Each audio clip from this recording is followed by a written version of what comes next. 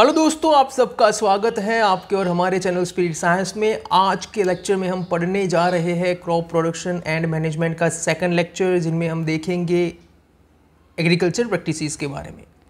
इस लेक्चर में हम पहले देखेंगे कि प्रिपरेशन ऑफ सॉइल होता क्या है, ये सॉइल को हम क्यों प्रिपेयर करते हैं और इसका बेनिफिट्स क्या है। सो प्रिपरेशन ऑफ सॉइल, ये जो प्रिपरेशन ऑफ सॉइल है वो फर्स्ट स्टेप है बिफोर ग्रोइंग क्रॉप। बिकॉज हम जब क्रॉप को ग्रो करते हैं उससे पहले हम सॉइल को प्रिपेयर करते हैं अच्छे से, ताकि जो क्रॉप है वो अच्छे से ग्रो हो पाए। तो ये स्टेप को बोलते हैं हम प्रिपरेशन ऑफ सॉइल, जो कि फर्स्ट स्टेप है। उसमें हम क्या करते हैं कि डिफरेंट टूल्स की हेल्प से जो सॉइल होती है, जो लैंड होती है, उसको टर्न करते हैं, उसको लूज करते हैं। ये प्रोसीजर है, उसको हम बोलते हैं टीलिंग और प्लाउइंग प्रोसीजर, जिसमें यहाँ पे ये हार्ड सॉइल है और ये जो इंस्ट्रूमेंट है जिसको हम हो बोलते हैं, उसकी मदद से, उसकी हेल्प से जो फार्मर होते हैं वो सॉइल को लूजन करते हैं, उसको लूज़ करते हैं। तो ये लूज़ करने से क्या होता है कि जो क्रॉप के जो रूट्स होते हैं, ये जो क्रॉप है उसका ये जो रूट्स होता है वो सॉइल में अच्छे से पेनिट्रेट कर पाते हैं, ताकि जब सॉइल लूज़ होगी तब जो रूट्स होंगे क्रॉप के वो अच्छे से उसमें पेनिट्रेट कर पाएंगे। जो रूट्स होते हैं वो अच्छे से ब्रीद कर पाते हैं। और जो सॉइल में अर्थ वॉर्म्स प्रेजेंट होती है उनकी भी ग्रोथ अच्छी होती है सॉइल को लूजन करने से। जो सॉइल में माइक्रो ऑर्गेनिजम्स प्रेजेंट होते हैं उसकी भी ग्रोथ होती है। तो these are the benefits of loosening the soil. और ये सब बेनिफिट्स की वजह से जो क्रॉप होगा उसकी ग्रोथ क्या होगी, अच्छी ग्रोथ होगी।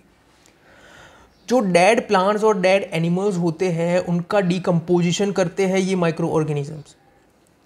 और ये जो डेड प्लांट्स है, डेड एनिमल्स में जो न्यूट्रिएंट्स प्रेजेंट होते हैं वो सॉइल में अगेन ऐड होते हैं और वो क्रॉप के रूट्स के द्वारा एब्जॉर्ब होते हैं और क्रॉप की ग्रोथ है वो अच्छी होती है। हमने जो अर्थ वॉर्म्स प्रेजेंट होती है सॉइल में, जो माइक्रो ऑर्गेनिजम्स प्रेजेंट होता है वो सॉइल को फर्दर लूज बनाता है। और सॉइल को लूजन करने से जो न्यूट्रिएंट्स नीचे के लेयर में प्रेजेंट होंगे, वो लूजन करने से, टर्न करने से जो नीचे जो न्यूट्रिएंट्स प्रेजेंट होते हैं सॉइल में वो ऊपर के लेयर में आ सकते हैं, वो टॉप लेयर में आते हैं। तो टॉप लेयर से क्या होता है कि जो रूट्स होते हैं वो अच्छे से न्यूट्रिएंट्स को एब्जॉर्ब कर पाते हैं टॉप लेयर में से। ये जो टेलिंग और प्लाउइंग जो प्रोसीजर है, इसको लूजन करने की जो प्रोसीजर है, उसमें हम प्लाव का यूज़ करते हैं जो कि वुड और आयरन से बना हुआ होता है। ये प्लाव है जो एक बैल से बंधा हुआ होता है और इसका जो नुकीला पोर्शन होता है, पार्ट होता है, वो सॉइल में डीप रहता है और उससे जो सॉइल होती है वो लूजन होती है। ठीक है, ये जो प्लाव और ये हो है वो जो है वो ट्रेडिशनल मेथड है। यहाँ पे ये जो सॉइल क्रम्प्स जो है कि जब हम सॉइल को लूज़ करते हैं तो उसमें बड़े बड़े सॉइल के पत्थर रह जाते हैं, बड़े बड़े स्टोन रह जाते हैं सॉइल के, उनको हम बोलते हैं सॉइल क्रम्प्स। और ये सॉइल क्रम्प्स को भी ब्रेक करना ज़रूरी होता है, तो उसको भी हम फर्दर ब्रेक करते हैं।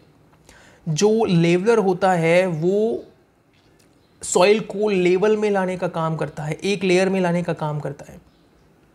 ये जो एग्रीकल्चर इम्प्लीमेंटेशंस की जो प्लाव है और ये जो हो है उनका यूज़ क्या होता है। ये जो प्लाव और हो है वो ट्रेडिशनल टूल है दोनों, जिनका यूज़ सॉइल को लूजन करने में, उसको टर्न करने में होता है। यानी कि हम कह सकते हैं उसकी प्लाउइंग और टीलिंग प्रोसीजर को परफॉर्म करने के लिए ये यूज़ होते हैं। जो सॉइल को टीलिंग करने के लिए, उसमें फर्टिलाइज़र्स को ऐड करने के लिए और जो वीड्स होते हैं उस वगैरह को रिमूव करने के लिए ये प्लाव का यूज़ होता था।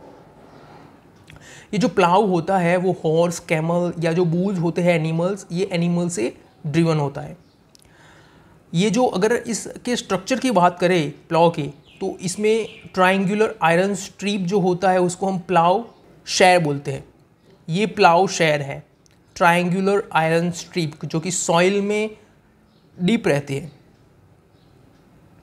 The main part of the plow is long log of wood which is called plow shaft। ये जो लॉन्ग वुड है उसको हम बोलते हैं प्लाउ शेफ, जो कि बहुत इम्पोर्टेंट होता है। और इसके ये सिरे के ऊपर ये बीम होता है जो कि बूल या किसी एनिमल के नेक पे रहता है। तो ये हो गया प्लाव, ये है हो।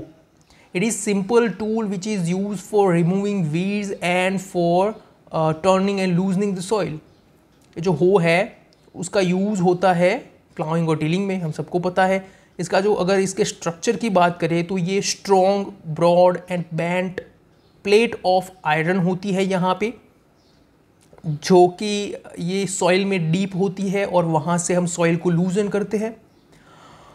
Cultivator, nowadays ploughing is done by tractor driver cultivator. अभी के दिनों में हम प्लाव और हो का यूज़ बहुत कम करते हैं, अभी हम कल्टीवेटर का यूज़ करते हैं। कल्टीवेटर जो है वो ट्रैक्टर से बंधा हुआ होता है और जिससे जो प्लाउइंग है वो बहुत अच्छे से हो पाती है, जिसमें टाइम और लेबर का कम यूज़ होता है, टाइम सेव होता है।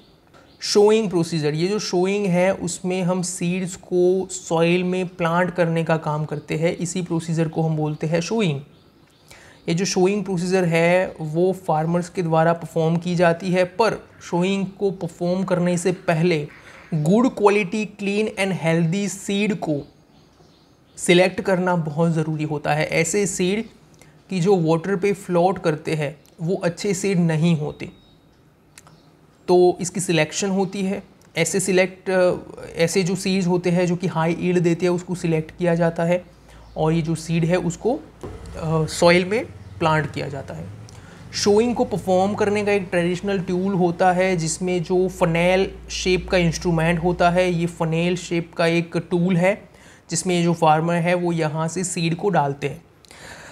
हम इंस्ट्रूमेंट में यहाँ पे देख सकते हैं ये क्या है, सीड्स है जो कि यहाँ से नीचे की ओर जाते हैं और यहाँ एक जो सिरा होता है वो 1 या 2 पार्ट में डिवाइड होता है या 3 पार्ट में भी डिवाइड हो सकता है, वो सॉइल में डीप रहता है और ये जो सीड्स होते हैं वो यहाँ पे प्लांट होते हैं या सॉइल में प्लांट हुए हुए सीड्स हम देख सकते हैं। तो ये एक ट्रेडिशनल टूल है जिसमें फनेल शेप का टूल है जिसका यूज़ होता है। Nowadays seed drill is use for the showing of the seeds and it saves time and labor। यहाँ पे ये जो सीड ड्रिल है वो इसका जो ये पोर्शन है यहाँ पे सीड होते हैं कलेक्ट हुए हुए और ये जो पाइप्स होती है इसके थ्रू ये जो सीड है वो यहाँ पे क्या होते हैं, यहाँ पे प्लांट होते हैं सॉइल में। ये जो सीड ड्रिल है वो ट्रैक्टर के साथ बंधा हुआ होता है जो कि यहाँ से सॉइल में सीड को प्लांट करता है इस तरीके से। ये जो सीड ड्रिल होता है उसका एक बेनिफिट है कि वो जो सीड है उसको इक्वल डिस्टेंस और इक्वल डेप्थ पे प्लांट करने का काम करता है। अब हमें ये क्वेश्चन होगा कि इक्वल डेप्थ और इक्वल डिस्टेंस की ज़रूरत क्यों है, क्योंकि बेटा जब सीड्स में से क्रॉप ग्रो होते हैं तो अगर जो सीड है वो पास पास हुए तो जो क्रॉप की क्राउडिंग हो सकती है। क्रॉप की क्राउडिंग होने से के बहुत सारे लॉस है, जैसे कि उसको जो सनलाइट मिलनी चाहिए सफिशिएंट वो नहीं मिल पाती, जो प्रॉपर न्यूट्रिएंट्स मिलने चाहिए वो नहीं मिल पाते, उनकी जो फोटोसिंथेसिस की प्रोसीजर है वो बहुत स्लो होती है या कम हो जाती है। तो इसीलिए ये जो क्रॉप की क्राउडिंग ना हो, इसीलिए ये जब क्रॉप को इक्वल डिस्टेंस या इक्वल डेप्थ पे प्लांट करना ज़रूरी होता है। तो ये जो सीड ड्रिल होता है वो इक्वल डिस्टेंस और इक्वल डेप्थ पे सीड को प्लांट करने का काम करते हैं। तो ये अप्रोप्रिएट डिस्टेंस रिक्वायर्ड है ओवर क्राउडिंग से बचाने के लिए प्लांट को, क्योंकि उसको सफिशिएंट सनलाइट की रिक्वायरमेंट रहती है, न्यूट्रिएंट्स और जो वाटर होता है उसकी रिक्वायरमेंट्स होती है, इसलिए। थैंक यू सो मच बच्चों, हमारे साथ बने रहिए स्पिरिट साइंस क्लासेस में। 3rd लेक्चर में बहुत जल्दी मिलेंगे।